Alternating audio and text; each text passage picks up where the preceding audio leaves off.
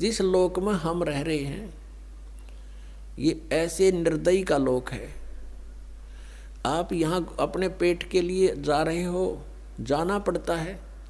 रास्ते में कीड़ी मकोड़ी ना जाने कितने जीव जंतु आपके पैरों के नीचे कुचले जाते हैं, और ये पता भी होता है और फिर भी नहीं बचा जा सकता हमसे। परमात्मा कहते हैं पृथ्वी ऊपर पग जो धारे और करोड़ जीव एक दिन में मारे। अब कहने का भाव ये है कि जो हम साधना करते थे शास्त्र विधि को त्याग के, उनसे पुण्य तो कोई बना नहीं था क्योंकि वो शास्त्र विरुद्ध होगी, और पाप अपने आप बने थे। जैसे 1 एकड़ जमीन है, यानी कोई 2-4 एकड़ जमीन है, उस जमीन में, उस पृथ्वी पर यदि उस जमीन से हम कुछ लाभ लेना चाहते हैं, जैसे कणक उगाना चाहते हैं, गेहूं चना बाजरा ज्वार कोई भी फसल हम बनाना चाहते हैं, तो उसके लिए हमने एक विशेष प्रयत्न करना पड़ेगा। वो घास पहले वाला काटना पड़ेगा, उसमें कोई झाड़ बोझड़े उग गए हैं वो काट काट के बाहर करने पड़ेंगे, और फिर हल से ट्रैक्टर से यानी परिश्रम करना पड़ेगा और पैसे लगाने पड़ेंगे। अपनी मेहनत से, मजदूरी से या पैसे से उसकी गुडाई करनी पड़ेगी। फिर बीज डालना, वो भी पैसा, यानी बीज जो डालेंगे चाहे मोल ला कर डालेंगे या अपने घर से डालेंगे तो वो भी पैसा ही लग रहा है। फिर सिंचाई का, उसके ऊपर फिर अपनी पर्सनल मेहनत, ये सब इतना व्यय करके और समय भी सारा दिन उसी के चक्कर में लगे रहना, तब जा कर के कहीं फसल बनती है, गेहूं प्राप्त होते हैं।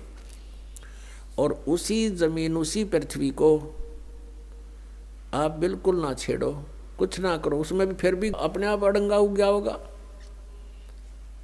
अपने आप इतना कुबाड़ो उसके अंदर उत्पन्न हो जाएगा, वो दिखे भी नहीं पृथ्वी है यहाँ पर, तो वो यूजलेस है। तो पुण्यात्मा, वो घास तो आप पे बन गया, वो अड़ंगा कुबाड़ तो आप पे उग गया, और फसल बनाने के लिए कितना प्रयत्न करना पड़ा, और वह भी फसल हुआ तो वरना भी हुआ।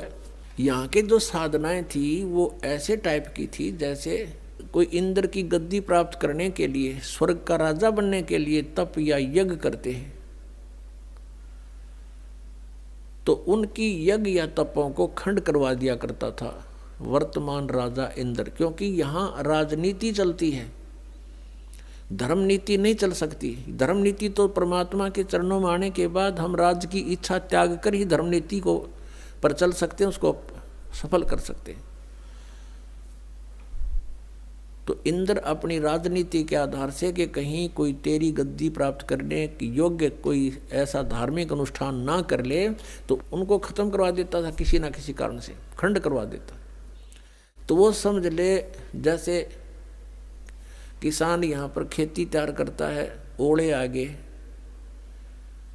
या वर्षा फ्लड आ गई, हो गया नाश बने बनाए का, या आग लग जा बनी बनाई फसल गेहूँ का।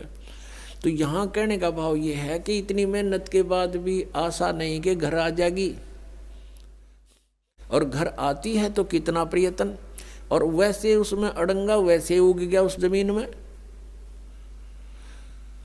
तो ये हम जिस लोक में रह रहे हैं ये ऐसा स्थान है कि हमने अगर पुण्य करने पड़ेंगे इस शरीर से तो मेहनत करनी पड़ेगी, काम भी छोड़ना पड़ेगा, 10 रुपये भी लगाने पड़ेंगे, तब हम पुण्य प्राप्त कर सकते हैं। और साधना हमारी शास्त्र अनुकूल हो,